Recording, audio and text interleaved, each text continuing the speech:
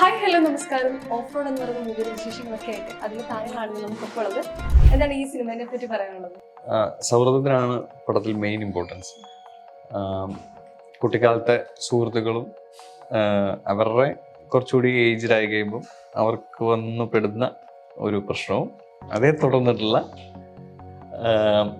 ചെറിയൊരു വിഷയങ്ങളും കുറച്ച് ത്രില്ലിംഗ് ആയിട്ടുള്ള ഒരു മൂവിയാണ് ഓഫ് റോഡ്. ഈ സിനിമയെ പറ്റി നോക്കുമ്പോൾ എല്ലാം അറിയാവുന്നത് ടോം സാറിനാണ്.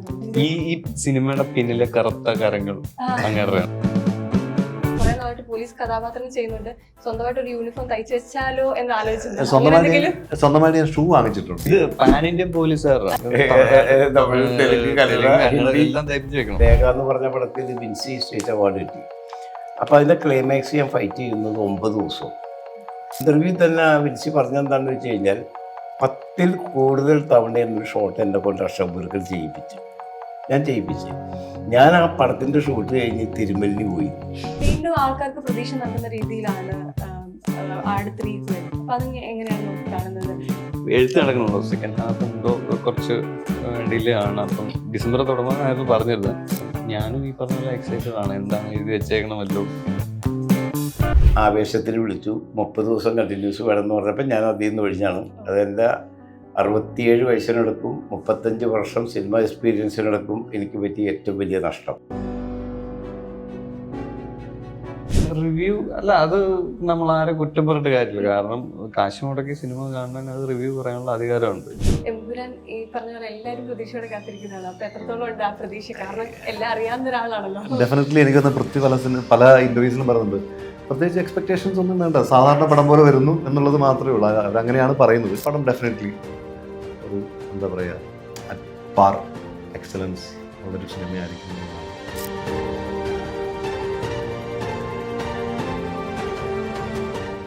ഹായ് ഹലോ നമസ്കാരം. ഓഫ് റോഡ് എന്ന് പറയുന്ന മൂവിയുടെ വിശേഷങ്ങളൊക്കെ ആയിട്ട് അതിൽ താരങ്ങളാണ് നമുക്കൊപ്പം ഉള്ളത്. ഞാൻ എല്ലാവരും സ്വാഗതം ചെയ്യുകയാണ്.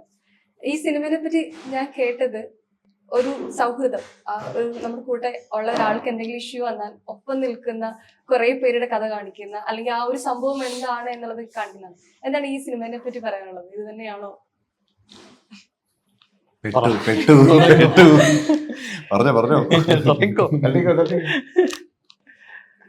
തീർച്ചയായും സൗഹൃദത്തിനാണ് പടത്തിൽ മെയിൻ ഇമ്പോർട്ടൻസ്. കുട്ടിക്കാലത്തെ സുഹൃത്തുക്കളും അവരുടെ കുറച്ചുകൂടി ഏജ്ഡായി കഴിയുമ്പോൾ അവർക്ക് വന്നു പെടുന്ന ഒരു പ്രശ്നവും അതേ തുടർന്നിട്ടുള്ള ചെറിയൊരു വിഷയങ്ങളും കുറച്ച് ത്രില്ലിംഗ് ആയിട്ടുള്ള ഒരു മൂവിയാണ് ഓഫ് റോഡ്. കൂടുതൽ ഇതിനെപ്പറ്റി ആധികാരികമായി സംസാരിക്കരുത് ടോംബ്രോയ്ക്ക് ബാറ്റൻ കൈമാറുന്നു. അത് സിമ്പിളായിട്ട് പറഞ്ഞു കഴിഞ്ഞാൽ 4 കൂട്ടുകാരുടെ ചെറിയ പ്രായത്തിൽ അവരുടെ ഇടവകയിൽ ഒരു നാടകം കളിക്കുന്നു. ആ നാടകം കളിക്കുന്ന ആൾക്കാർ പിന്നീട് അവരുടെ ലൈഫിൽ അവർ കുറച്ചുകൂടെ മുതിർന്നു കഴിയുമ്പോഴത്തേക്കും അതിലൊരാൾക്ക് ഒരു പ്രശ്നത്തിൽ പെടുന്നതും അയാളെ അതിൽ നിന്ന് രക്ഷിക്കാൻ വേണ്ടിയിട്ട് അവർ റിയൽ ലൈഫിൽ നടത്തുന്ന ഒരു ഡ്രാമയാണ്. മൊത്തത്തിൽ നമ്മൾ ഒരൊറ്റ വാക്കി പറഞ്ഞാൽ, അല്ല ഒരു സെന്റൻസിൽ പറഞ്ഞാൽ അതാണ് സിനിമ. കൂടുതൽ വിവരങ്ങൾ എനിക്ക് തോന്നുന്നു വെളിപ്പെടാതെ ഇരുത്താതിരിക്കുന്നതായിരിക്കും. ഈ ഓഫ് റോഡിന്റെ മുകളിൽ ആ റോഡ് എന്ന് ഒരു കുരിശുണ്ട്. അതൊരു പള്ളിയുമായിട്ട് ബന്ധപ്പെട്ട ഒരു സംഗതിയാണ്. ആക്ച്വലി ആ ഒരു പ്രശ്നം ഒരു പള്ളിയുമായിട്ട് ബന്ധപ്പെട്ടാണ്. അപ്പൊ അതുകൊണ്ട് തന്നെയാണ് അങ്ങനെ ഒരു സിമ്പിൾ അവിടെ വന്നിരിക്കുന്നത്. യെസ്. ഇപ്പം പോസ്റ്ററിലൊക്കെ ആണെങ്കിലും ടോം സാറിന്റെ ഫോട്ടോയും കാര്യങ്ങളൊക്കെ കൊടുത്തിട്ടുണ്ട്. അപ്പൊ ക്യാരക്ടറിനെ കുറിച്ച് പറയുകയാണെങ്കിൽ ഈ സിനിമയിലെ ക്യാരക്ടർ ഒബ്വിയസ്ലി സർപ്രൈസ് ആണ്. ആക്ച്വലി അതാണ് അത് റിവീൽ ചെയ്യാൻ പറ്റില്ല. പക്ഷെ അത്യാവശ്യം കുഴപ്പമില്ലാത്ത നോട്ടബിൾ ആയിട്ടുള്ള ഒരു ക്യാരക്ടർ. ഞാൻ സ്ഥിരമായിട്ട് ചെയ്യുന്നത് പോലീസ് ക്യാരക്ടറുകളാണ്. മേ ബി ബിക്കോസ് ഇങ്ങനത്തെ ഹൈറ്റ് ഉള്ളതുകൊണ്ടായിരിക്കും. ജനഗണമന, കാക്കിപ്പട, സമാര പോലുള്ള സിനിമകൾ ചെയ്തു. ഇപ്പം എനിക്ക് ഈ ഡിസംബർ 27 ഇറങ്ങാൻ പോകുന്ന ഒരു തെലുങ്ക് സിനിമയിൽ ത്രൂ ഔട്ട് ഒരു CIയുടെ ക്യാരക്ടറാണ് ചെയ്തിരിക്കുന്നത്. ഒരു ഇൻവെസ്റ്റിഗേഷൻ ത്രില്ലറിൽ ഇൻവെസ്റ്റിഗേറ്റീവ് ഓഫീസറായിട്ട്. പിന്നെ തമിഴിൽ പാരഞ്ജിത്ത് പ്രൊഡക്ഷൻസിൽ ദണ്ഡകാരണ്യം എന്ന് പറയുന്ന സിനിമ, അതിലും ഒരു നെഗറ്റീവ് ഷെയ്ഡുള്ളൊരു CRPF DC ഡെപ്യൂട്ടി കമ്മീഷണറുടെ ക്യാരക്ടറാണ് ചെയ്തിരിക്കുന്നത്. അപ്പോൾ എന്നെ സംബന്ധിച്ച് എനിക്ക് വന്നതൊക്കെ ഈ പോലീസ് അല്ലെങ്കിൽ ഇത്തിരി മസിൽ പിടിച്ചിട്ടുള്ള അങ്ങനത്തെ സംഗതികളൊക്കെയാണ്. അപ്പൊ ഇത്തിരി വേറിട്ടൊരു കഥാപാത്രം അതെ. മസിലില്ലെങ്കിലും അതുകൊണ്ട് ഈ പടത്തിൽ ആ പോലീസ് എന്റെ തലക്ക് വെച്ചതല്ല. നമുക്ക് അറിയാവുന്ന ഒരാൾക്കല്ലേ അത്. ശരിക്കും ടൈപ്പ് കാസ്റ്റ് ആയി പോകുന്നുണ്ടോ എന്നൊരു തോന്നല് സ്വന്തമായിട്ട് വന്നോ അതോ എങ്ങനെയാണ്?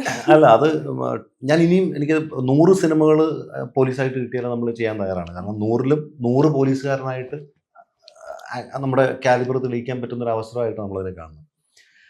ഡെഫിനറ്റ്ലി ഞാൻ ചെയ്ത എല്ലാ ക്യാരക്ടറും, പോലീസ് ക്യാരക്ടർ എടുത്ത് നോക്കിയറിയാം, അത് ലുക്കിലായാലും അതിൻ്റെ ക്യാരക്ടറൈസേഷനിലായാലും എല്ലാത്തിലും ഒരു വ്യത്യസ്തത കൊണ്ടുവരാനായിട്ട് ശ്രമിച്ചിട്ടുണ്ട്. പർപ്പസ്ലി അല്ലെങ്കിൽ പോലും അങ്ങനെ വന്നിട്ടുണ്ട്. അപ്പം അതുകൊണ്ട് ഇനിയും കിട്ടിയാലും ചെയ്യും. പക്ഷേ ഇത് ഡിഫറെൻ്റ് ആയിട്ടൊരു സംഗതിയായിരുന്നു, ഡിഫറെൻ്റ് ആയിട്ടുള്ള മാനേഴ്സ്. ഡിസംബർ 22 വരെ പോലീസായിട്ട് അഭിനയിക്കാൻ പറ്റില്ല. ഞാൻ ഫൈറ്റ് ചെയ്തുകൊണ്ടിരിക്കുന്ന പടത്തിൽ ഇതേ അപ്പിയറൻസിലാണ് അഭിനയിച്ചുകൊണ്ടിരിക്കുന്നത്. അല്ല, മലക്കോണ് പോലീസുകാരനൊക്കെ അങ്ങനെയാക്കാം. ക്യാരക്ടർ ഓൾറെഡി ഷൂട്ട് തുടങ്ങിയ ഒരു സിനിമയാണ് ജയ 234 എന്ന് പറഞ്ഞൊരു സിനിമയാണ്. അതിൽ ഇക്കയാണ് അതിന്റെ ഫൈറ്റ് മാസ്റ്റർ. അതിലും ഒരു വില്ലൻ ക്യാരക്ടറാണ്. ഈ പ്രശാന്ത് അലക്സാണ്ടർ ഒക്കെ പറയുന്നുണ്ട് കുറെ നാളായിട്ട് പോലീസ് കഥാപാത്രം ചെയ്യുന്നുണ്ട്, സ്വന്തമായിട്ട് ഒരു യൂണിഫോം തയ്ച്ചു വെച്ചാലോ എന്ന് ആലോചിച്ചിട്ടുണ്ട്. സ്വന്തമായിട്ട് ഞാൻ ഷൂ വാങ്ങിച്ചിട്ടുണ്ട്. കാരണം മിക്കവാറും പോകുമ്പോൾ നമുക്ക് സൈസ് അല്ലാത്ത ഷൂ ആയിരിക്കും കിട്ടുന്നത്. അതുകൊണ്ട് സ്വന്തമായിട്ടൊരു ഷൂ വാങ്ങിച്ചിട്ടുണ്ട്. പിന്നെ മറ്റത് കോസ്റ്റ്യൂം എനിക്ക് നമുക്ക് പിന്നെ അഡ്ജസ്റ്റ് ഇത് പാൻ ഇന്ത്യൻ പോലീസുകാരാണ്, കേരളത്തില് മാത്രമല്ല. അപ്പൊ അതുകൊണ്ട് യൂണിഫോം മാത്രം പറ്റൂല, എല്ലാം തയ്പ്പിച്ചു വെക്കണം. അതെ അതെ അതെ അതെ. ജനഗണമനയിൽ ചെയ്തത് മൈസൂർ മംഗലാപുരം പോലീസായിരുന്നു. സമാറയിൽ ചെയ്തത് ഹിമാചൽ പ്രദേശ് പോലീസായിരുന്നു. അപ്പൊ ഡെഫിനറ്റ്ലി യൂണിഫോം മാറിക്കൊണ്ടിരിക്കും. നമുക്ക് സ്ഥിരമായിട്ടൊരു യൂണിഫോം പറ്റത്തില്ല. ഇനിയിപ്പോ ഇവിടെ ഹരികൃഷ്ണൻ അടുത്ത് കുറെ സിനിമകളിൽ ഇങ്ങനെ ഇപ്പൊ 5-ാം പാതിരയിൽ പോലീസായിട്ട് വന്നു, ഇപ്പൊ വീണ്ടും ഒരു പോലീസ്. പക്ഷെ ഈ സിനിമയിൽ ഒരു പോസ്റ്ററിന്റെ സമയത്ത് ഒരു അച്ചായൻ ലുക്കിലൊക്കെയാണ് വരുന്നത്. അപ്പോ എങ്ങനെയാണ് ഈ ഒരു സിനിമ, ഈ ഒരു കഥാപാത്രം നോക്കി കാണുന്നത്? കാരണം കുറെ ക്യാരക്ടർ ചേഞ്ച് ഉള്ള ഒരു ഇതില് ജനഗണമൻ 5-ാം പാതിര പോലീസ് ആയിരുന്നു. അപ്പൊ അതുകൊണ്ട് പോലീസ് വേഷം ഒരു പുതുമയായിട്ട് തോന്നിയില്ല. പിന്നെ ഇതില് പുതുമ എന്ന് പറയുന്ന പോലീസ് യൂണിഫോമിൽ വരുന്ന സീൻസ് വളരെ കുറവാണ്. എനിക്ക് തോന്നുന്നു ആകെ ഒരു സീനുള്ളൂ യൂണിഫോമിൽ വരുന്നത്. ബാക്കി ഫുള്ള് നമ്മുടെ അല്ലാതെ ഉള്ള പ്ലെയിൻ പരിപാടികളാണ്. ഇപ്പൊ സൗഹൃദങ്ങളുടെ കാര്യം ഈ സിനിമ തന്നെ പറയുന്നുണ്ട്. അപ്പൊ ഹരിയുടെ ലൈഫ് നോക്കുകയാണെങ്കിലും സിനിമ ചെയ്തു വെച്ചിരിക്കുന്ന സിനിമകളെല്ലാം ഈ സൗഹൃദത്തിന് ഭയങ്കര ഇമ്പോർട്ടൻസ് ഉണ്ട്. അപ്പോൾ അതെങ്ങനെയാണ് ഈ സിനിമയും സൗഹൃദവും കുട്ടി കാണുന്നത്? സിനിമയും സൗഹൃദവും എന്റെ ആദ്യത്തെ പടം മലർവാടി, അത് ഈ പറഞ്ഞ ഫ്രണ്ട്ഷിപ്പ് ബേസ് ചെയ്തിട്ടുള്ള ഒരു മൂവി ആയിരുന്നു. അപ്പം ഹിന്ദിയിലൊക്കെ നമ്മുടെ ഇതുണ്ടല്ലോ,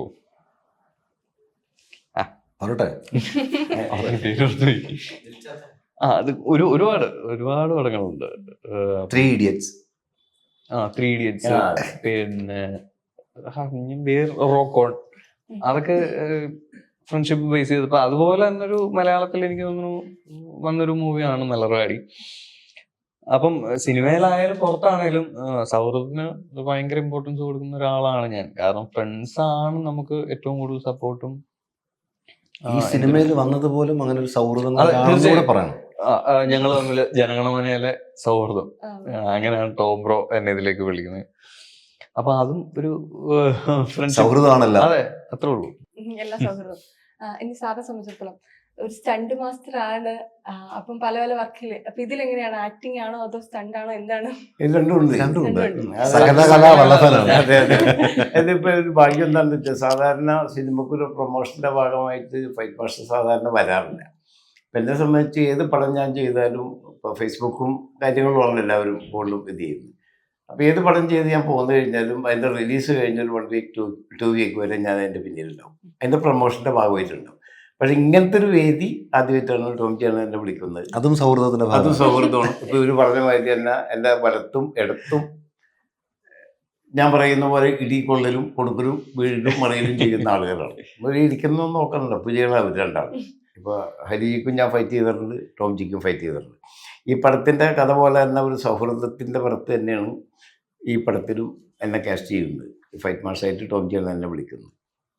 അതിന് ഷായിച്ചേട്ടൻ പറഞ്ഞു, നമ്മുടെ ഡയറക്ടർ പറഞ്ഞിട്ടാണ് വിളിച്ചല്ലോ. അപ്പം അതിന് വിളിക്കുമ്പോൾ അല്ല അശോക് ഗുരുക്കൾ വേണ്ട എന്ന് വേണമെങ്കിലും പറയാം. അടുത്ത പടത്തിൽ പറയും. കാരണം അത്രയും ടോർച്ചർ ചെയ്തിട്ടുണ്ട് കഴിഞ്ഞ പടത്തിൽ. കഴിഞ്ഞ തമിഴ് മൂവിയിൽ ഈ റോപ്പൊന്നും ഇല്ലാണ്ട് തന്നെയാണ് വലിയൊരു ദിണ്ടുക്കലായിരുന്നു അതിൻ്റെ ഷൂട്ടിങ്. അപ്പോൾ ഈ ആലിൻ്റെ വേരുമ്മൽ ടാർസനൊക്കെ വരുന്ന മാതിരി സബ്ജക്റ്റ് അങ്ങനത്തെയാണ്, അതിന് ആവശ്യമാണ് അങ്ങനത്തെ ഒരു സാധനം. സോ അവിടെ ആ സാധനം ഇല്ലെങ്കിൽ നമ്മൾ റോപ്പിട്ട് തന്നെ ചെയ്യേണ്ടി വരുമായിരുന്നു. അപ്പോൾ അതൊക്കെ വളരെ ഭംഗിയായിട്ട് ചെയ്തത്. അപ്പോൾ ഹരിജി എന്നെ അഭിനയിച്ച പടത്തിൻ്റെ കഴിഞ്ഞ ദിവസം എൻ്റെ ഒരു ഇപ്പോൾ ജനുവരി റിലീസാണ്. അതും ഞങ്ങൾ ആദ്യം ചെല്ലുമ്പോൾ ആ ലൊക്കേഷൻ അത്ര സാറ്റിസ്ഫാക്ഷൻ ആയില്ല.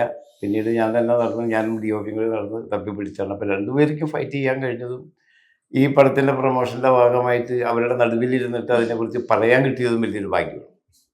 പിന്നെ ഇതിലൊരു ഒരു ആക്ഷൻ കൊറിയോഗ്രാഫർ ഇരുന്ന് ചെയ്യുന്ന ഒരു എന്നുള്ളത് അങ്ങനെ ത്രൂ ഔട്ട് ഒരു ആക്ഷൻ മൂവിയല്ല. ഇപ്പോൾ ഈ പറഞ്ഞ മാതിരി തന്നെ ചങ്ങാതിമാർ തമ്മിലുള്ള ഒരു കൺസെപ്റ്റാണ് പടത്തിൻ്റെ. ഈ സാധാരണ ഈ പടം എന്നൊക്കെ പറഞ്ഞാൽ നമ്മളവിടെ ചെന്നതിന് ശേഷമാണ് ഞാൻ കഥ കേൾക്കുന്നത്. അവിടെ ചെന്നപ്പോൾ കഥ കേൾക്കലല്ല, എവിടെയെങ്കിലും നനയാതെ നിൽക്കാന്നുള്ളൊരു അവസരത്തിലാണ് ഞങ്ങൾ പെട്ടത്. കാരണം അത്ര ഭയങ്കര മഴയാണ്. അപ്പോൾ കുറഞ്ഞ ദിവസം കൊണ്ട് ഷൂട്ടിങ് തീർക്കാൻ വേണം, ഈ ഫൈറ്റും തീർക്കണം.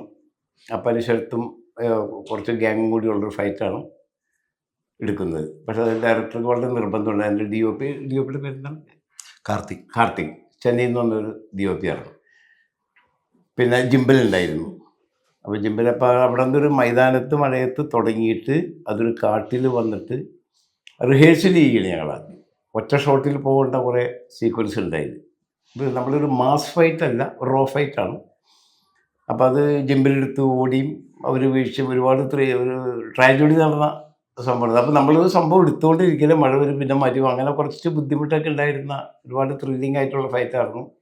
ഹിമ ശങ്കരി അതിൽ അഭിനയിക്കുന്നുണ്ട് ഇതിൽ. അപ്പോൾ ഈ ഫൈറ്റിൻ്റെ ആവേശം, ഒരുപാട് ജനങ്ങൾ ഈ ഫൈറ്റ് കാണാൻ നിൽപ്പുണ്ടായിരുന്നു അവിടെ. അപ്പോൾ ഇതിൻ്റെ ആവേശം കൊണ്ട് ഹിമൻ്റെ അടുത്ത് വന്നിട്ട് ചോദിച്ചു, അവരുടെ ക്യാരക്ടർ അതാണായിരുന്നു, പക്ഷേ ഞാനൊരു ചവിട്ടി ഒട്ടിക്കോട്ടിരുന്നു. അപ്പോൾ ഹിമനെക്കുറിച്ച് നമ്മൾ ഒരുപാട് ക്യാരക്ടറുകൾ ഉള്ളതാണ്. അപ്പോൾ ഇനി ഞാൻ പറഞ്ഞൊരു ചവിട്ടി അല്ലാതെ കഥയിൽ നിന്ന് മാറിപ്പോകും. അപ്പോൾ ഞാൻ പറഞ്ഞു, എനിക്കറിയില്ല അത് ഹിമ ചവിട്ടിയല്ല എത്രത്തോളം അത് സബ്ജക്റ്റിനെ ബാധിക്കുമോ അല്ലെങ്കിൽ ബാധിക്കാതിരിക്കുമോ എന്ന് എനിക്കറിയില്ല. അപ്പോൾ എൻ്റെ ഒരു ഡയറക്ടറോട് ഒന്ന് കൺസൾട്ട് ചെയ്യുന്നു പറഞ്ഞപ്പോൾ ഡയറക്ടർക്ക് ഓക്കെയാണ്, മാഷ് സമ്മതിച്ചായിരുന്നു പറഞ്ഞു. പക്ഷേ ആ കയ്യിൽ കിട്ടിയാൽ മതി ആ ഫൈറ്റിൽ എനിക്ക് ഹൈപ്പ് കിട്ടാൻ. കാരണം ഹിമ അതിൻ്റെ ഒരു ക്രിട്ടിക്കൽ സിറ്റുവേഷനിൽ ഓടി വന്ന് ജമ്പിങ് കിക്ക്, റോപ്പോ ഒന്നുമില്ലാണ്ട് ഞെട്ടിപ്പോയി. അന്ന് അവിടെ കൂടിയിരുന്നിരുന്ന ജനങ്ങൾ ഭയങ്കര ക്ലാപ്സാണ്. അത് ഒരു ഫൈറ്റ്. പിന്നെ അത് കൂടാണ്ട് വേറൊരു ഫൈറ്റും കൂടി ഉണ്ടായിരുന്നു. അതിപ്പോൾ ഇവർ പറഞ്ഞ മാതിരി തന്നെ ജനഗണമന എന്ന് പറഞ്ഞ പടത്തിൽ ഞാൻ തന്നെയാണ് ഒരു ആക്ഷൻ പ്രത്യേകം ചെയ്തത്. അതും ഒരു ചെയറിൽ ഹാൻഡ് കഫിട്ട് ലോക്ക് ചെയ്ത് തുറന്നുള്ള ഫൈറ്റാണ്. സെയിം അതുപോലത്തെ വേറെ സിറ്റുവേഷനിൽ ഇരുത്തിയിട്ടുള്ളൊരു സംഭവമാണ്. പക്ഷേ അത് ആരാണ് ഫൈറ്റ്? ജോസൂട്ടിയും ജോസൂട്ടിയാണ് കസേരയിൽ ഇരിക്കുന്നത്. അതെ അല്ലേ? അത് കസാരോട് കൂടി അയാൾ വീഴണമായിരുന്നു. പക്ഷേ നമുക്കവിടെ താഴെ മാറ്റ് ഇടാനൊന്നും പറ്റില്ല. ഒരു പാറയുടെ മുകളിൽ ചെറിയൊരു സെറ്റൊക്കെ ഇട്ടിട്ടുള്ള സംഭവമാണ്. അതേപോലെ മനോഹരമായിട്ടാണ് ചെയ്തത്. ഇപ്പൊ അതിലെ ആക്ടിങ്ങിനെ കുറിച്ച് പറയുകയാണെങ്കിൽ എങ്ങനെയാണ്? മറ്റേ സിനിമ ഫീൽഡിൽ നോക്കുമ്പോൾ ഈ സ്റ്റണ്ട് ആണല്ലോ, അപ്പോൾ ആക്ടിംഗ് ഒക്കെ വരുമ്പോൾ എങ്ങനെയാണ് ക്യാരക്ടേഴ്സ് ഒക്കെ? ആക്ടിങ് ശരിക്കും ആക്ടിങ്ങിനോട് വലിയ താല്പര്യമില്ല. പക്ഷെ അവിടെ വന്നപ്പോൾ ഡയറക്ടർ പറഞ്ഞതിനോട് ഇപ്പം അടുത്ത കാലത്ത് 1-2 പടങ്ങൾ ചെയ്തു. ഇപ്പം അടുത്ത് റിലീസായ ജമീലയുടെ പോകുമ്പോൾ ഡയറക്ടർ നിർബന്ധം കൊണ്ട് ഒരു മുസ്ലിം ക്യാരക്ടറാണ് ചെയ്തത്. അതുകൂടാണ്ട് ഭീമൻ്റെ വഴി ആവേശത്തിന് വിളിച്ചു. 30 ദിവസം കണ്ടിന്യൂസ് വേണമെന്ന് പറഞ്ഞപ്പോൾ ഞാൻ അതിൽ നിന്ന് ഒഴിഞ്ഞാണ്. അതെൻ്റെ 67 വയസ്സിനടക്കും 35 വർഷം സിനിമ എക്സ്പീരിയൻസിനടക്കും എനിക്ക് പറ്റിയ ഏറ്റവും വലിയ നഷ്ടം. പടം കണ്ടതിന് ശേഷമാണ് തിരുത്തിയത്. അപ്പോൾ ഇതിൽ ഷൂട്ടെല്ലാം കഴിഞ്ഞു. ഷൂട്ടെല്ലാം കഴിഞ്ഞ് ഇവർ വേറെ സ്ഥലത്തേക്ക് ഷിഫ്റ്റ് ചെയ്യണം. അപ്പോൾ ടോംസാറിൻ്റെ എല്ലാവരും ഞങ്ങൾ വന്നപ്പോൾ എന്നോട് പറഞ്ഞൊക്കെ ഷർട്ടൊന്ന് മാറ്റാൻ നമുക്കൊരു സീൻ ചെയ്യണം. എന്താണ് സീൻ എന്ന് ചോദിച്ചപ്പോൾ ആ സീൻ ഇപ്പോൾ ഇവർ പറഞ്ഞ പോലെ സിറ്റുവേഷൻ എനിക്ക് അതിൻ്റെ ഓപ്പണിങ് എന്തോ ഒരു സംഭവം ഇട്ടിരുന്നുള്ളൂ. അങ്ങനെ ഒരു ക്യാരക്ടർ അതിൽ ചെയ്തു. ഇപ്പൊ സാർ എങ്ങനെയാണ് ഇപ്പൊ ആവേശത്തിന്റെ കാര്യം മിസ്സായ കാര്യം പറഞ്ഞല്ലോ, അപ്പൊ ഒരു സ്റ്റോറി അല്ലെങ്കിൽ ഈ ഒരു സിനിമ കമ്മിറ്റ് ചെയ്യാൻ വേണ്ടി വിചാരിക്കുന്ന ഫാക്ടർ അപ്പോൾ സാറിന് എത്രത്തോളം ചെയ്യിക്കാൻ പറ്റുമെന്ന് നോക്കിയിട്ടാണോ അതോ കഥയാണ് നോക്കുന്നത്? എന്താ നോക്കുന്നത്? ശരി, അല്ല, ഇത് എന്താ സംഭവം എന്ന് വെച്ച് കഴിഞ്ഞാൽ നമ്മളറിയാത്തൊരു കാര്യം ചെയ്യാതിരിക്കാനാണ് പറ്റും. എനിക്കറിയാത്ത കാര്യമാണ് ഫൈറ്റ്. കാരണം ഞാൻ ഒരു ഫൈറ്റ് മാർഷൽ കീഴിൽ നിന്നും ഫൈറ്റ് പഠിച്ച ഒരാളല്ല. ഒരു മാർഷ്യൽ ആർട്സ് പഠിച്ച ഒരാളെ കൊണ്ടൊരു ഫൈറ്റ് മാസ്റ്റർ ആവാൻ കഴിയില്ല. അതിപ്പോൾ ഒരു 10 വർഷം മാർഷ്യൽ ആർട്സ് പഠിച്ച ഒരാൾ ടീച്ചിങ് ചെയ്യലും 3 വർഷം പഠിച്ച് ടീച്ചിങ് ചെയ്യലും നമ്മൾ ടീച്ചിങ്ങിൻ്റെ ഒരു കപ്പാസിറ്റി എന്ന് പറഞ്ഞവരാണ് ഫൈറ്റിന്. അപ്പോൾ എൻ്റെ ഒരു എക്സ്പീരിയൻസ് എന്ന് പറഞ്ഞപ്പോൾ എക്സിക്യൂഷനാണ്. ഞാൻ 35 വർഷമായി സിനിമയിൽ പ്രൊഡക്ഷൻ മാനേജർ, എക്സിക്യൂട്ടീവ് കൺട്രോളറായിട്ട് വന്ന ഒരാളാണ്. അങ്ങനെ അതിലൂടെ വന്ന് എൻ്റെ ഒരു ഇൻട്രസ്റ്റ് ആയിരുന്നു ത്യാഗരാജ മാഷ ഫൈറ്റ് കാണുന്നതും. അന്ന് ഈ ഫിലിം കാലഘട്ടങ്ങളിൽ അത് മൂവിയോളയിൽ എഡിറ്റ് ചെയ്യുമ്പോഴാണ് എഡിറ്റിംഗ് പോയി കാണുന്നത്. പിന്നെ അതിന് ആറാറ് BGM എഫക്ട്സ് എല്ലാം കഴിഞ്ഞ് വരുമ്പോൾ അതിൻ്റെ ഔട്ട് മദ്രാസിൽ നിന്ന് തന്നെ നിന്ന് കാണും. അപ്പോൾ ഇതാണ് വന്നവർ ഷൂട്ട് ചെയ്തത്, അത് ഇന്ന മാതിരി ചെയ്തപ്പോൾ ഇങ്ങനെ വന്നു എന്നുള്ളൊരു അറിവ് മാത്രം എനിക്ക് ആക്ഷൻ കൊറിയോഗ്രാഫിയിലുള്ളൂ. പിന്നെ ചെയ്യുന്ന ഒരു സബ്ജക്റ്റിന് അനുസൃതമായ ഒരു ഫൈറ്റ് ചെയ്തു പോകാമെന്നുള്ളതാണ് ഞാനതൊരു ഹൈലൈറ്റായിട്ട് കണ്ടിരിക്കുന്നത്. ആ ഹൈലൈറ്റാണ് എനിക്കൊരു വർഷത്തിൽ 55 to 60 വരെ പടം ചെയ്യാൻ കഴിയുന്നത്. ഡയറക്ടർ എന്താ ആഗ്രഹിക്കുന്നു. ഇപ്പോൾ ചില പടങ്ങൾ അവരുദ്ദേശിക്കുന്ന ഫൈറ്റായിരിക്കില്ല വേറെ ആരെങ്കിലും എടുത്തിരിക്കുന്നത്. അങ്ങനെ പല സ്ഥലത്തും ഞാൻ പോയിട്ട് മാറിയെടുക്കാറുണ്ട്. അപ്പം ഞാൻ ആ കഥക്കനുസൃതമായിട്ട് മാത്രമേ ഫൈറ്റ് എടുക്കുള്ളൂ. അത് ഡയറക്ടറുടെ തൃപ്തിയും കൂടി നോക്കണം. ഒരു വർഷം ഇത്രയും സിനിമകൾ ചെയ്യുന്ന ഒരു ടെക്നീഷ്യനും ഒരു ആർട്ടിസ്റ്റും ചിലപ്പോൾ മലയാള ഇൻഡസ്ട്രി അല്ലെങ്കിൽ ഈ ലോകത്തൊരു ഇൻഡസ്ട്രിയിലും കാണുന്നില്ല. ഞാനത് ആലോചിക്കും, അസിസ്റ്റന്റ് ആയിട്ട് പോയാലോ. കൊള്ള ഇടി കൊള്ളാൻ തയ്യാറാണെങ്കിൽ അതെ, ധൈര്യമായിട്ട് പോകാം. അല്ല, അപ്പൊ എങ്ങനെയാ നെഗറ്റീവ് ഷെയ്ഡുള്ള കഥാപാത്രങ്ങൾ ചെയ്യാൻ താല്പര്യമുണ്ടോ? ഈ പിന്നെ പറഞ്ഞത്. നമുക്കിപ്പോ അങ്ങനൊന്നുമില്ല. നമ്മളെ എക്സൈറ്റ് ചെയ്യുന്ന ഏത് ക്യാരക്ടറും ചെയ്യാൻ താല്പര്യമാണ്. അതിപ്പോ നെഗറ്റീവ് പോസിറ്റീവ് അങ്ങനൊന്നുമില്ല. അതുപോലെ തന്നെ ലോലൻ എന്ന് പറയുന്ന ക്യാരക്ടറെ പറ്റി, അതായത് ഇപ്പോഴത്തെ ഒരു ട്രെൻഡാണ് ഒരു ക്യാരക്ടറിനെ വീണ്ടും ആൾക്കാരെ ഏറ്റെടുക്കുന്ന, അല്ലെങ്കിൽ ഇപ്പോൾ സിനിമയിലെ ഒരു ഡയലോഗ് ആയിരിക്കും അത് വീണ്ടും ഏറ്റെടുക്കുന്നത്. ആ സമയത്ത് തന്നെയാണ് ലോലൻ ഭയങ്കര ശ്രദ്ധിക്കപ്പെട്ടത് ഇറങ്ങിയ സമയം തൊട്ട്. അപ്പൊ വീണ്ടും ആൾക്കാർക്ക് പ്രതീക്ഷ നൽകുന്ന രീതിയിലാണ് ആട് 3 വരുന്നത്. അപ്പൊ അത് എങ്ങനെയാണ് നോക്കി കാണുന്നത്? വീണ്ടും കാരണം നമ്മൾ ഒരു സാധനം ഹിറ്റാക്കിയാല് വീണ്ടും ആൾക്കാർ നമ്മളിൽ നിന്ന് കൂടുതലായിട്ട് പ്രതീക്ഷിച്ചുകൊണ്ടിരിക്കുകയാണല്ലോ. ഞാനും അതെങ്ങനെ നോക്കി കാണുന്നതും ഇതിനെ എഴുത്ത് നടക്കുന്നുള്ളൂ. സെക്കൻഡ് ഹാഫ് എന്തോ കുറച്ച് ഡിലേ ആണ്. അപ്പം ഡിസംബർ തുടങ്ങുമെന്നായിരുന്നു പറഞ്ഞിരുന്നത്. അപ്പം അത് കാരണം അപ്പം നീണ്ടു പോകണം. അപ്പം ഞാനും ഈ പറഞ്ഞ പോലെ എക്സൈറ്റഡ് ആണ്. എന്താണ് എഴുതി വെച്ചേക്കണമല്ലോ, ഇങ്ങനെയുണ്ട് എന്നുള്ളത്. ഇപ്പൊ സിനിമ എന്ന് പറഞ്ഞ കരിയർ നോക്കുമ്പോൾ ഒരു പില്ലർ ആയിട്ട് ഇതിനെ കൂടെ കൊട്ടു. കാരണം വെച്ചാൽ 5-ാം പാതിര പെട്ടെന്ന് ഒരു സ്വിച്ച്, ക്യാരക്ടർ സ്വിച്ച് തന്നെ തന്നിരിക്കുന്നതാണല്ലോ. അതെ, ഈ പറഞ്ഞ പോലീസ് ഒരു അത് രസമായിരുന്നു. അപ്പം നീ എന്നെ ആദ്യം ചോദിച്ചു, നീ യൂണിഫോം ഇട്ടാ എങ്ങനെ ഇരിക്കും? ഞാൻ പറഞ്ഞു, ഞാൻ വർക്കൗട്ടൊക്കെ ചെയ്തിട്ട് വരാം, എന്നിട്ടും നോക്കാൻ പറഞ്ഞു. അങ്ങനെ കിട്ടിയ സമയം കൊണ്ട് വർക്കൗട്ട് ചെയ്തു, യൂണിഫോം ഇട്ട് നോക്കിയപ്പോൾ കുഴപ്പമില്ല. അങ്ങനെയാണ് കാസ്റ്റ് ചെയ്യണം അതിലേക്ക്. അപ്പൊ അതൊരു റെഫറൻസ് ആയിട്ട് ഈ ഒരു മൂവിയിലോട്ട് മാറിയിട്ടുണ്ട്, എങ്ങനെ തോന്നുന്നത്? ഉണ്ടോ? ഉണ്ട്, ഡെഫിനറ്റ്ലി. നമ്മൾ നോക്കി പോലീസ് യൂണിഫോം ഇട്ടാൽ എങ്ങനെ ഇരിക്കും എന്ന് നോക്കിയിട്ടാണ്. അല്ല, ഈ സിനിമയെ പറ്റി നോക്കുമ്പോൾ എല്ലാം അറിയാവുന്നത് ടോം സാറിനാണ് തോന്നുന്നു. അപ്പൊ എങ്ങനെയാണ് ഈ സിനിമയുടെ പിന്നിലെ കറുത്ത കരങ്ങൾ? അങ്ങനെ കറുത്ത ഷർട്ട് ഇട്ട പോലെയല്ല, കറുത്ത കരങ്ങളുടെ ആൾ തന്നെയാണ്. പ്രൊജക്റ്റ് തുടങ്ങി വെക്കുന്ന സമയം മുതൽ പ്രൊജക്റ്റിൻ്റെ കൂടെ ഉണ്ടായിരുന്നു. അതായത് സിനിമ സ്ക്രിപ്റ്റ് ഡിസ്കഷൻ മുതൽ കൂടെ ഉണ്ടായിരുന്നു. എന്ന് എല്ലാവരോടും കഥ പറഞ്ഞതും ഞാനാണ്. ആർട്ടിസ്റ്റിനോട് മുഴുവൻ കഥ നരേറ്റ് ചെയ്തത് ഞാനാണ്. ഷാജീറിന് കഥ നരേറ്റ് ചെയ്യാനായിട്ട് 3 പാടുണ്ടായിരുന്നു. ഷാജീറിന് പറഞ്ഞ് ഞാൻ പറഞ്ഞോളാൻ പറഞ്ഞു. അപ്പോൾ അങ്ങനെ ഞാൻ ആദ്യം പറഞ്ഞ ആ ഒരു സെൻറ്റൻസിൽ ഈ കഥ ആദ്യം പറയും. പറഞ്ഞതിന് ശേഷം ഓരോ ആർട്ടിസ്റ്റിനോടും അവരുടെ ക്യാരക്ടറൈസേഷൻ എന്താണെന്ന് പറയും. അങ്ങനെയാണ്. അപ്പോൾ അത് ത്രൂ ഔട്ട് അതിൻ്റെ കൂടെ ഉണ്ടായിരുന്നു. പ്രൊജക്റ്റ് ഡിസൈൻ ചെയ്തത് ഞാൻ തന്നെയാണ്. അപ്പോൾ അതുകൊണ്ടാണ് കാര്യങ്ങൾ ആരേക്കാളും നന്നായിട്ട് എനിക്കറിയാം എന്നുള്ളത്. ഇപ്പം കരിയർ നോക്കുകയാണെങ്കിൽ മലയാളത്തില് 1-2 മൂവിയിൽ മുഖം കാണിച്ചാൽ കൂടുതൽ, അതിനേക്കാളും കൂടുതലായിട്ട് തെലുങ്ക്, തമിഴിലുള്ള സിനിമകളിലാണ് കുറെ കൂടെ റോൾ കിട്ടുന്നത്. അപ്പൊ ആ ഒരു എൻട്രി എങ്ങനെയായിരുന്നു? കാരണം പല ആൾക്കാരും ഇപ്പം പല റീസൺ കൊണ്ട്, പ്രതിഫലത്തിന്റെ കാര്യം പറയുന്നുണ്ട്, നമുക്ക് കിട്ടുന്ന റോളിന്റെ കാര്യം പറഞ്ഞിട്ടാണ് മലയാള സിനിമയിൽ നിന്ന് വേറെ പല ഇൻഡസ്ട്രിയിലോട്ട് പോകുന്നത്. അപ്പൊ എങ്ങനെയായിരുന്നു സാറിനെ സംബന്ധിച്ചിടത്തോളം? അത് ഹരി പറഞ്ഞ നമുക്ക് ഏത് ക്യാരക്ടർ ചെയ്താലും കിട്ടിയാലും നമ്മൾ പോയി ചെയ്യുക എന്നുള്ളത് ഒരു ബേസിക് സാധനമാണ്. അപ്പോൾ അതിന് നമ്മൾ നെഗറ്റീവ് ഷെയ്ഡാണോ, ഇപ്പം ഇനിഷ്യലി നമ്മൾ പൈസ കിട്ടുന്നുണ്ടോ, ക്യാഷ് എത്ര കിട്ടുന്നുണ്ടോ എന്നുള്ളതൊന്നും നോക്കാതെ നമ്മൾ പോയി ചെയ്യും. അപ്പം ജനഗണമന എന്ന് പറയുന്ന സിനിമ എനിക്ക് വരുന്നത് സമാറ എന്ന് പറയുന്ന സിനിമയിലെ ലുക്ക് കണ്ടിട്ടാണ്. എൻ്റെ ഒരു ഫ്രണ്ട് അതിൽ അസിസ്റ്റൻ്റായിട്ടൊക്കെ വർക്ക് ചെയ്ത ആളാണ്. അപ്പോൾ ആള് നമ്മളെ ആ ഒരു റോളിന് വേണ്ടിയിട്ട് സെലക്ട് ചെയ്തു. ജനഗണമന ചെയ്തു, അത് പുറത്ത് വന്നു. അതൊരു പാൻ ഇന്ത്യൻ സിനിമയായി വന്നതുകൊണ്ടാണ് സത്യത്തിൽ എനിക്ക് തെലുങ്ക് സിനിമയിലേക്ക് ഒരു എൻട്രി വേണം. അത് കണ്ടിട്ടാണ്. അപ്പോൾ ആ ലുക്കിലുള്ളൊരു പോലീസ് ക്യാരക്ടർ അവർക്ക് വേണം എന്നുള്ളത് കൊണ്ട് ചിരഞ്ജീവിയുടെ ഒരു ക്ലോസ് റിലേറ്റീവാണ് എൻ്റെ ഡയറക്ടർ. അപ്പോൾ ഞങ്ങൾ കുറേ വർഷങ്ങളായിട്ട് FBയിൽ ഫ്രണ്ട്സ് ആയിരുന്നു. അപ്പം അങ്ങനെ വിളിച്ചു, നമ്മൾ പോയി ചെയ്തു. പുതിയ tagline, pan Indian police star. അങ്ങനെയൊക്കെ. അപ്പം അതിൽ പറയണൊക്കെ അല്ല അത് കഴിഞ്ഞ് ഞങ്ങൾ എൻ്റെ കൂടെ അഭിനയിച്ച ഒരാളുണ്ട്, ഒരു നല്ല വണ്ണമാണ് ആൾക്ക്. കുറെ വർഷങ്ങളായിട്ട് പ്രഭാസിന്റെയും നമ്മുടെ പവൻ കല്യാണിന്റെ കൂടെ അഭിനയിച്ചിട്ടുള്ള ഒരാളാണ്. ആള് ഈ സമ്മർ സീസണിൽ പുള്ളി വർക്ക് ചെയ്യാൻ പോകത്തില്ല, പുറത്ത് ഔട്ട്ഡോർ ഷൂട്ടാണെങ്കിൽ പോകത്തേ ഇല്ല, വെയിൽ കൊള്ളാൻ വയ്യ. അതുപോലെ പുള്ളിനെ വിളിക്കുന്നത് സ്ലീപ്പിംഗ് സ്റ്റാർ എന്നാണ്. ഒരു ഷോട്ട് കഴിഞ്ഞ് അന്നേരെ പുള്ളിക്കാരൻ ക്യാരവനിൽ പോയി കിടന്നുറങ്ങും. നമ്മൾ ചെല്ലുമ്പോൾ കൂർക്കം ഉറങ്ങിച്ച് ഭയങ്കര കൂർക്കം വലിച്ച് കിടന്നുറങ്ങുന്നുണ്ടാവും. പുള്ളി വരുമ്പോൾ പുള്ളിയുടെ അസിസ്റ്റൻസ് 2 പാത്രവും കൈപ്പിടിച്ചുകൊണ്ടാകുന്നത്. അതിന് ഒരെണ്ണത്തിനകത്ത് ഫ്രൂട്ട്സ്, ഒരെണ്ണത്തിനകത്ത് വേറെ ഫുഡും ഒക്കെ ആയിരിക്കും. ഫ്രൂട്ട്സ് ഒക്കെ നമുക്ക് ഷെയർ ചെയ്യുകയൊക്കെ ചെയ്യും. അങ്ങനത്തെ ഒരു ടീം, അങ്ങനത്തെ കുറെ ആൾക്കാരുടെ കൂടെ വർക്ക് ചെയ്യാൻ പറ്റും. ഞാൻ പറഞ്ഞ സ്റ്റാർ എന്ന് പറഞ്ഞപ്പോൾ സ്ലീപ്പിംഗ് സ്റ്റാർ എന്ന് പറഞ്ഞ ആളുടെ കൂടെ വർക്ക് ചെയ്തിട്ടാണ് നമ്മൾ പറയുന്നത്. ഓക്കെ, അങ്ങനെ ഇപ്പൊ ഈ ഒരു സിനിമയെ കുറിച്ച്, ഈ സിനിമ എന്ന് പറയുമ്പോൾ ഇപ്പത്തെ നടക്കുന്ന സിനിമകളെല്ലാം പല ടൈപ്പ്, ഇപ്പം ത്രില്ലർ ആയിക്കോട്ടെ എല്ലാ ജോണറിലും സിനിമകൾ വന്നു പോകുന്നുണ്ട്. അപ്പോൾ ഓഡിയൻസ് ഭയങ്കര സെലക്റ്റീവ് ആയിട്ടാണ് സിനിമകളെ അപ്രോച്ച് ചെയ്യുന്നത്.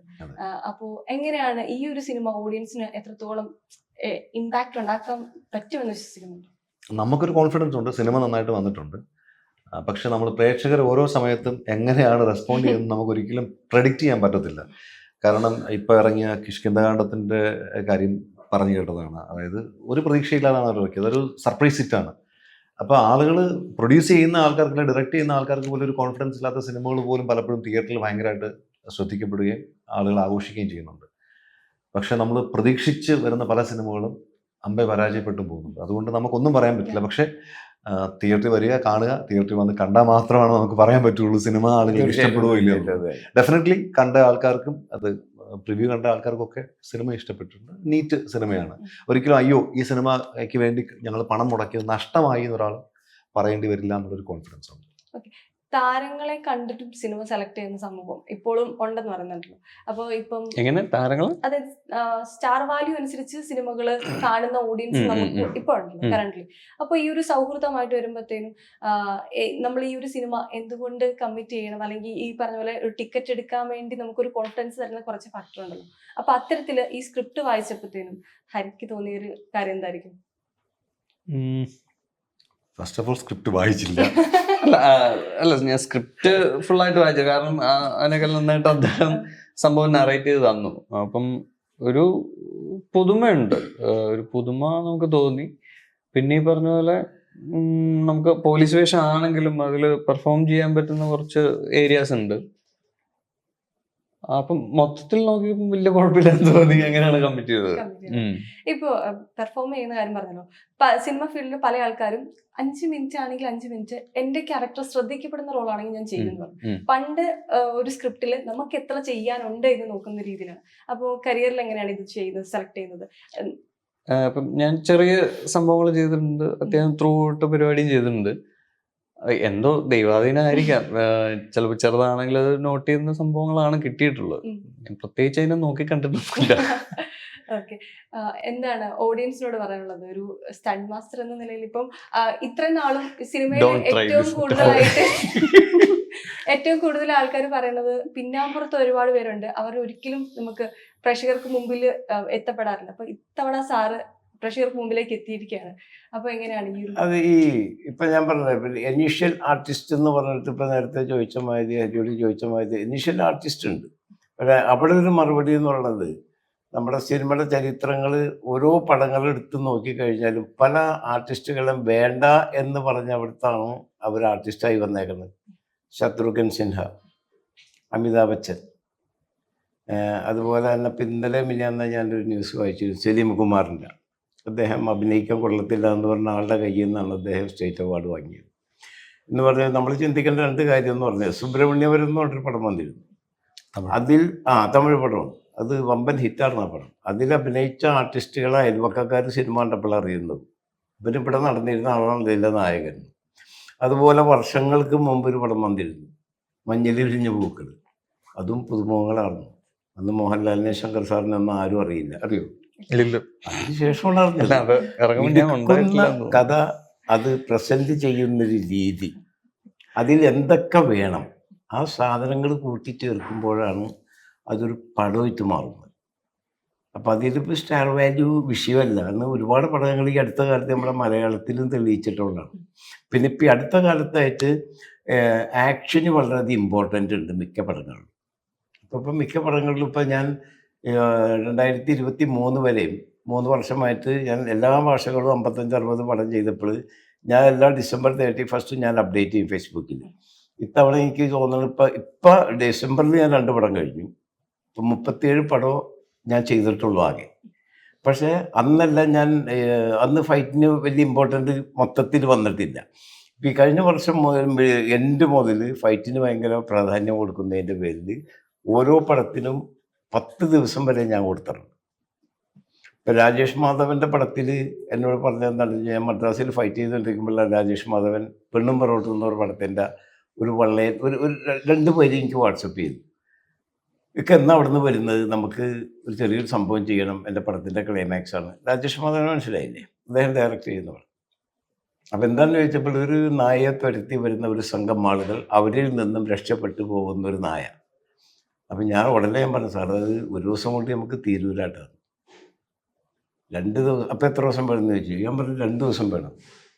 അപ്പം എന്നോട് പറയുന്നത് 7 ദിവസമാണ് പ്ലാൻ ചെയ്തേക്കണം. അപ്പം തന്നെ എനിക്കതിലെന്തോ കല്ലുകടി വന്നു.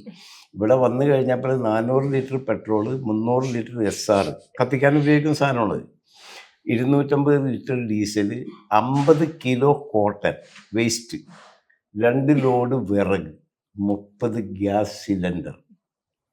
എഴുതി വെച്ചേക്കുന്നത് ഒരു പട്ടിനെ ഓടിച്ചുകൊണ്ട് വരുന്ന 5-10 ആളുകളിൽ നിന്ന് രക്ഷപ്പെട്ടു പോകുന്ന ഒരു പട്ടി. ഇതാണ് കഥ.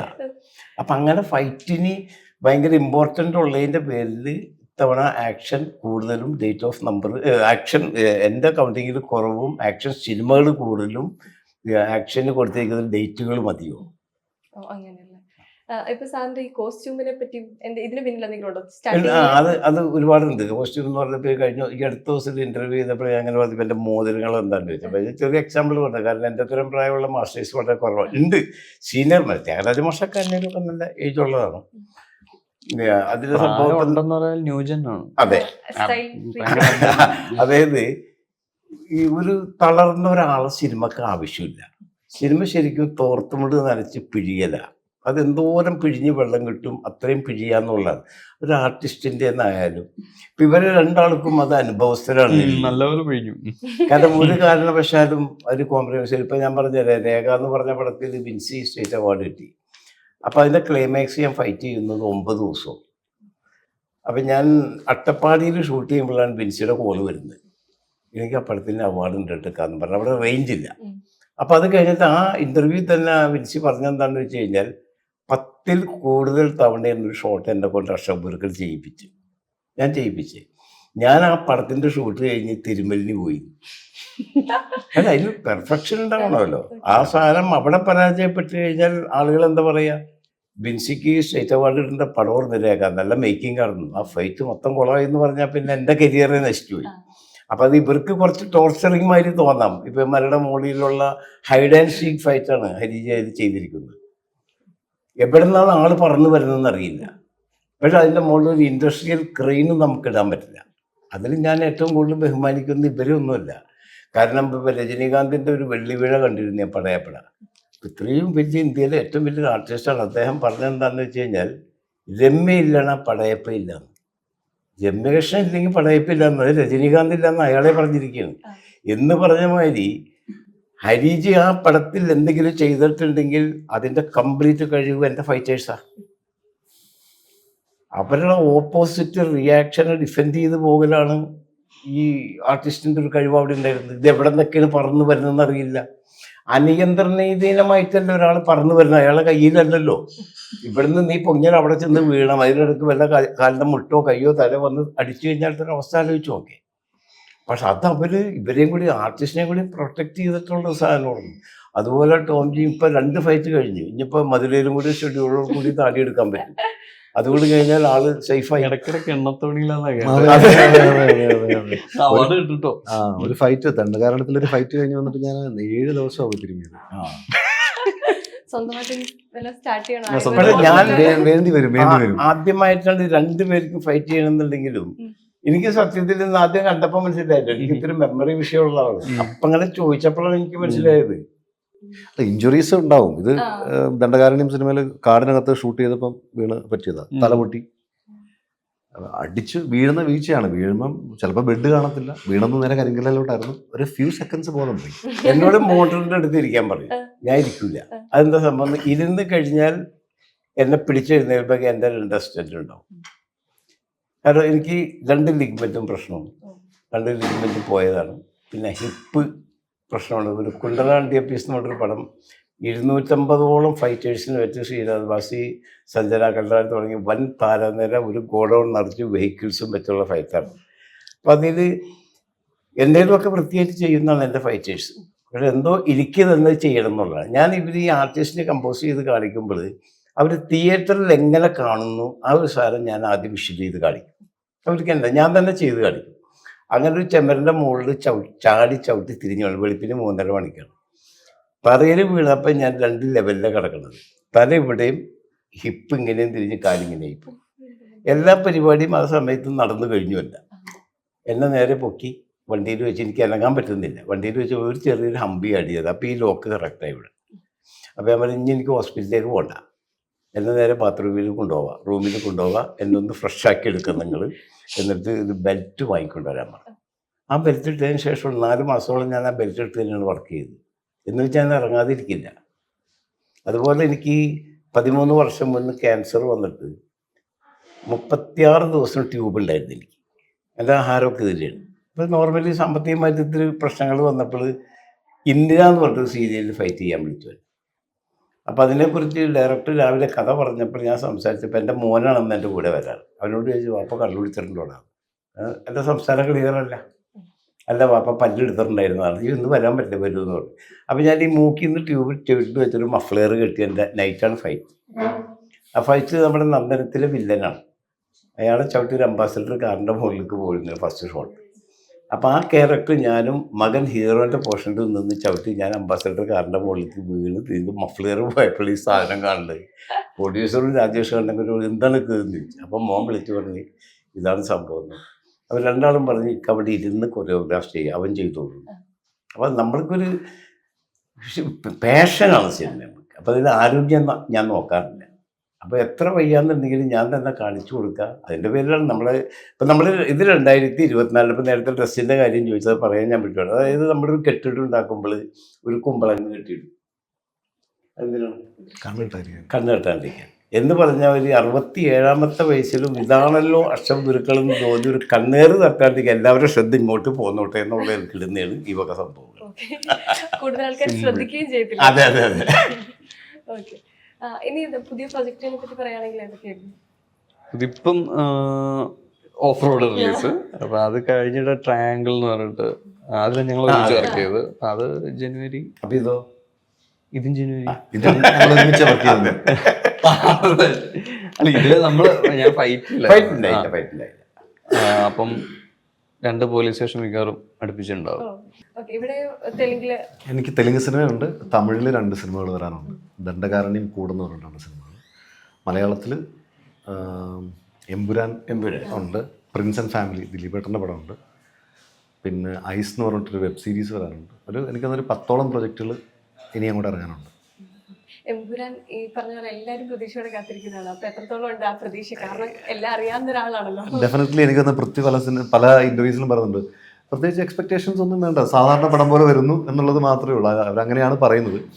പക്ഷേ കേട്ടിടത്തോളം അങ്ങനെ തന്നെയാണ് പറഞ്ഞത്. അല്ല, അത് ഞാൻ പറഞ്ഞത് അണിയറ പ്രവർത്തകർ അങ്ങനെയാണ് പറഞ്ഞത്. നമ്മളായിട്ട് അതിനകത്ത് ഒരു പക്ഷേ പടം ഡെഫിനറ്റ്ലി ഒരു എന്താ പറയുക അറ്റ് പാർ എക്സലൻസ് ഉള്ളൊരു സിനിമയായിരിക്കും എന്നുള്ളതാണ് എൻ്റെയും വിശ്വാസം. അങ്ങനെ ആവണമല്ലോ.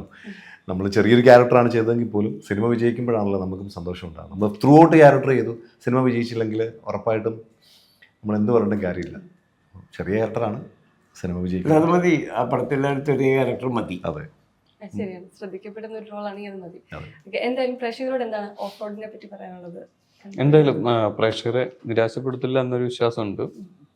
എല്ലാവരും തിയേറ്ററിൽ പോകണം, ഓഫ് റോഡ് കാണണം. OTT-ക്ക് വെയിറ്റ് ചെയ്തതെന്നാണോ അതോ? OTT-ക്ക് വെയിറ്റ് ചെയ്തത്, ഒരു കാരണവശാലും വെയിറ്റ് ചെയ്തത്. തിയേറ്റർ എക്സ്പീരിയൻസ് ആണ് ഓഫ് റോഡിൻ്റെ മേക്കിംഗ്. ഡെഫിനറ്റ്ലി അതുകൊണ്ടാണ് നമുക്ക് OTT എന്നൊക്കെ നമുക്ക് ഓഫേഴ്സ് ഉണ്ടായിരുന്നു. അപ്പോഴും അത് കൊടുക്കാതിരുന്നതിൻ്റെ പ്രധാനപ്പെട്ട കാരണം തിയേറ്റർ റിലീസ് തന്നെ പ്രതീക്ഷിച്ചിട്ടാണ്. അപ്പം ഡെഫിനറ്റ്ലി സിനിമ ഇപ്പം പാട്ടുകൾ ഇറങ്ങി, മനോരമ മ്യൂസിക്കാണ് പാട്ടുകൾ റിലീസ് ചെയ്തിരിക്കുന്നത്. പാട്ടുകൾ അത്യാവശ്യം നല്ല റെസ്പോൺസ് ഉണ്ട്. ഡെഫിനറ്റ്ലി അതൊരു മൊത്തത്തിലൊരു എന്താ പറയുക, ടോട്ടലൊരു പാക്കേജാണ്.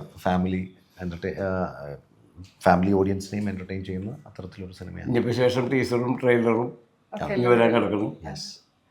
ഇപ്പം ഒരു സിനിമ ഇറങ്ങിയാൽ ആദ്യത്തെ ദിവസം തന്നെ വരുന്നൊരു സാധനമുണ്ട്, റിവ്യൂസ് എന്ന് പറയുന്നത്. അപ്പൊ റിവ്യൂവിനെ ഫേസ് ചെയ്യാൻ വേണ്ടിയുള്ള തയ്യാറെടുപ്പുകളൊക്കെ നടത്തി കഴിഞ്ഞു. എങ്ങനെയാണ് ഈ ഒരു സിനിമയുടെ കാര്യത്തിൽ? റിവ്യൂ അല്ല, അത് നമ്മൾ ആരെ കുറ്റം പറഞ്ഞിട്ട് കാര്യമില്ല. കാരണം കാശ് മുടക്കി സിനിമ കാണാൻ അത് റിവ്യൂ പറയാനുള്ള അധികാരമുണ്ട്. അത് പ്രത്യേകിച്ച് ഇപ്പം സോഷ്യൽ മീഡിയ എല്ലാവരുടെയും കയ്യിലുള്ളതുകൊണ്ട് ഈ പറഞ്ഞ പോലെ നമുക്ക് ആരുടെയും മൂടി കെട്ടാൻ പറ്റില്ല. നല്ലതാണെങ്കിൽ എന്തായാലും ഈ പറഞ്ഞ പോലെ പ്രേക്ഷകരുണ്ടാകും, പടം വിജയിക്കും, ഓടും.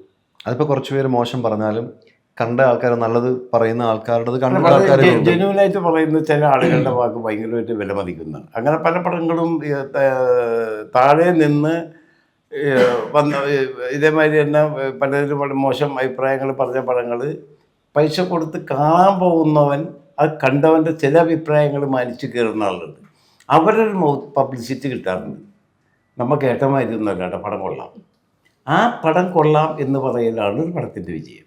അതെ, തീർച്ചയായിട്ടും ആ ഒരു വിജയം ഈ സിനിമയ്ക്ക് പ്രാർത്ഥിക്കുന്നുണ്ട്, പ്രയത്നിക്കുന്നുണ്ട്. ഓക്കെ, എന്തായാലും വലിയൊരു സക്സസ് ആയിട്ട് തീരട്ടെ എന്ന് പ്രേക്ഷകരുടെ പ്രതീക്ഷയ്ക്ക് ഒത്തു തന്നെ ഈ ഒരു സിനിമ വരട്ടെ എന്ന് ആശംസിക്കുന്നു. Thank you so much. Thank you so much.